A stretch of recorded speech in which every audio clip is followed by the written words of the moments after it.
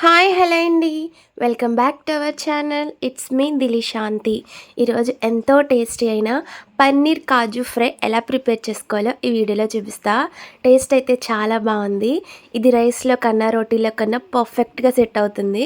ప్రాసెస్లోకి వెళ్ళిపోదామా. ముందుగా పన్నీర్ని అయితే ఇలా తీసుకోండి. నేనైతే విశాఖ డైరీ అనే కంపెనీ తీసుకున్నా. మీది ఏ బ్రాండ్ అయినా పర్వాలేదు. ఇదైతే తీసుకొని పక్కన పెట్టుకోండి. వెజిటేబుల్స్ కట్ చేసుకుందాం.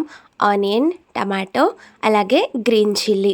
కొంచెం స్పైస్ ఎక్కువ కావాలంటే గ్రీన్ చిల్లీ ఇంకొంచెం వేసుకోవచ్చు. ఇవన్నీ ఈ పెద్ద సైజులో అయితే కట్ చేసుకొని మొత్తాన్ని మరీ మెత్తగా కాకుండా కొంచెం పరుగ్గా అయితే మిక్సీ పట్టుకోండి. మిక్సీ పట్టిన తర్వాత పక్కన పెట్టేసుకోండి. ఇప్పుడు పన్నీర్ని మీకు ఏ సైజులో కావాలితే ఆ సైజులో కట్ చేసుకోండి.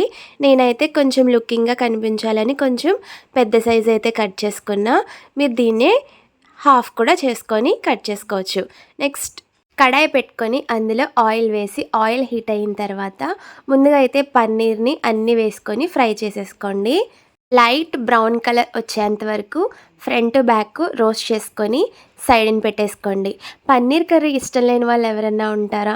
నేనైతే ఇప్పటి వరకు టేస్ట్ చేయలేదు.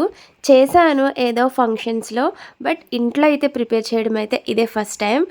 చాలా అంటే చాలా బాగా వచ్చింది. పన్నీర్ లవర్స్ ఎవరైనా ఉంటే ఒక లైక్ చేసుకోండి.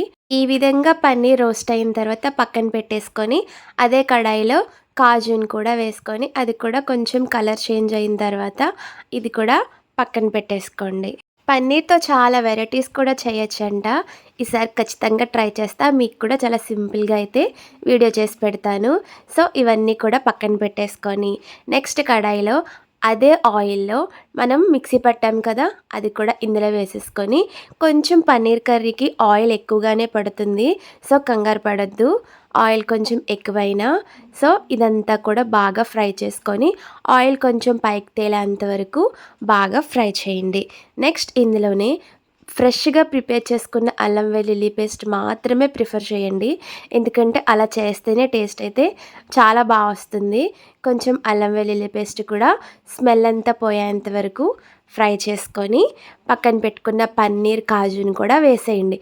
చాలా సింపుల్ ప్రాసెస్. కర్రీస్ అన్నీ కూడా ఎవరికైనా బ్యాచులర్స్, కొత్తగా మ్యారేజ్ అయిన వాళ్ళు, సరిగ్గా కుకింగ్ రాని వాళ్ళు ఒక్కసారి ట్రై చేయండి. చాలా ఈజీగా అయితే మేము చెప్తాము.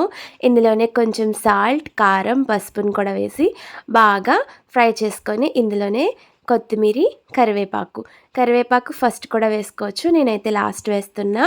కొంచెం వాటర్ వేసుకొని, అంటే కొంచెం రైస్లో కలవాలి కదా, సో అందుకని కొంచెం అయితే వాటర్ వేసి ఒక 5 మినిట్స్ అయితే మూత పెట్టి అలా వదిలేసా.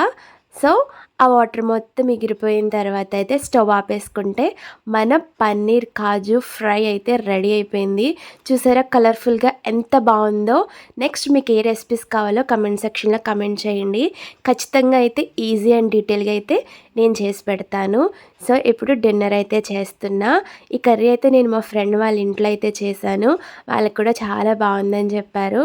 ఇంకైతే డిన్నర్ చేస్తున్నా. మీరేం తిన్నారో కమెంట్ సెక్షన్లో కమెంట్ చేయండి. నచ్చితే కనుక సబ్స్క్రైబ్ చేసుకోవడం మాత్రం మర్చిపోవద్దు. సో యా అంతేనండి video. Thank you for watching. Bye guys.